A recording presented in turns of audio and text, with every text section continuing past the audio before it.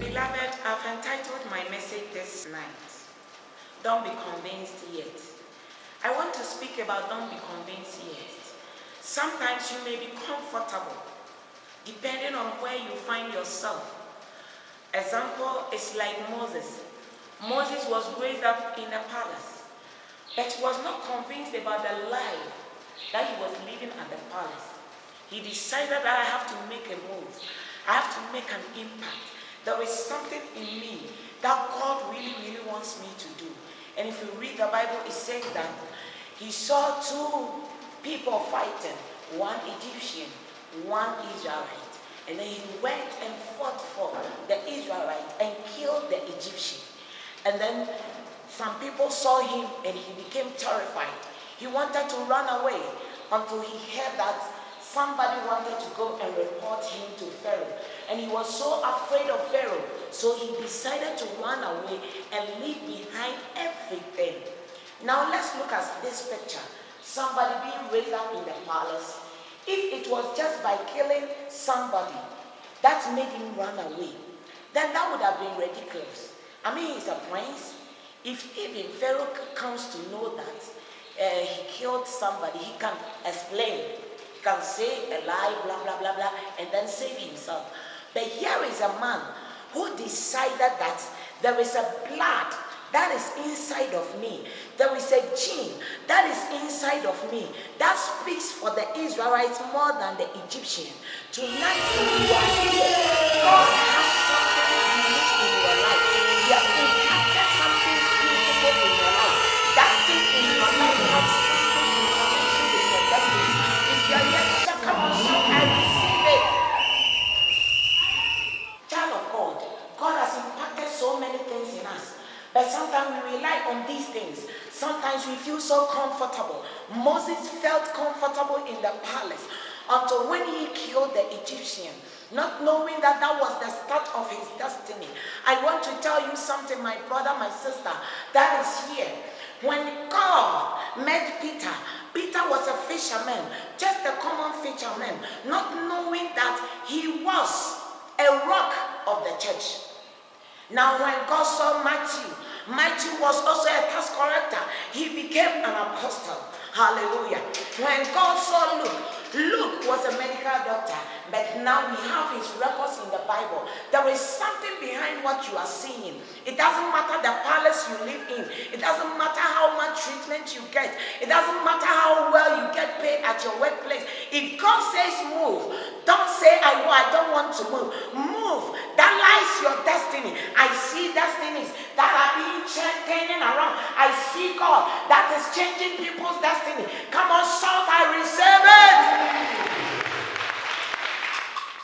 May God richly bless you, child of God.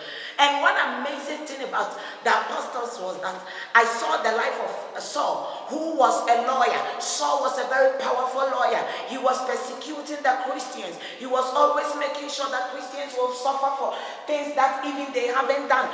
But thanks be to God, not knowing that the law that he was doing, or the lawyer that he was practicing, was not what he was destined to do. He was destined to be a great apostle. That is why we call him Paul. Now he became the greatest apostle ever. God bless you. I see God making you go higher. I see him impacting nations upon you. Do not be convinced yet, because where you are may be saved for you.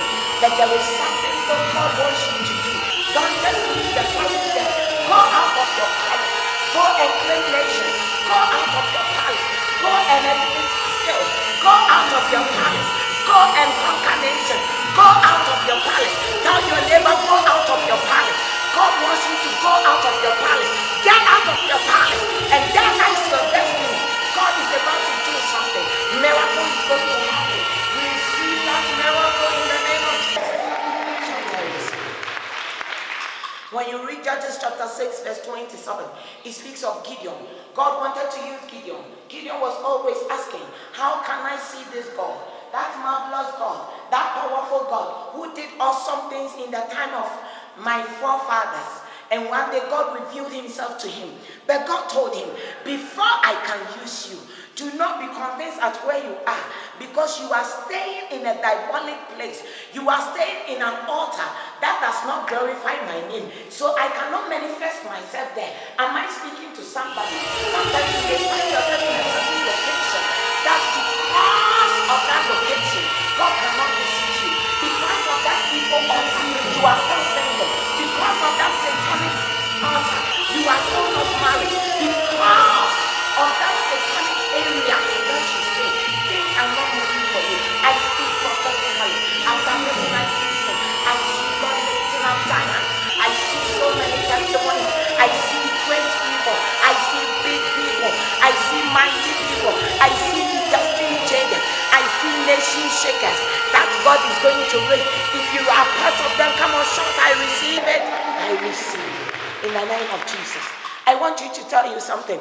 Then God decided to tell him that before I can use you, Gideon, you have to break down the altar. That is Judges chapter 7, verse 6. He said you have to break down the altar.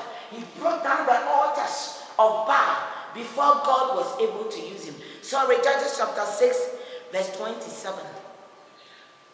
He broke down that evil altar before God was able to use him. I want to tell you something.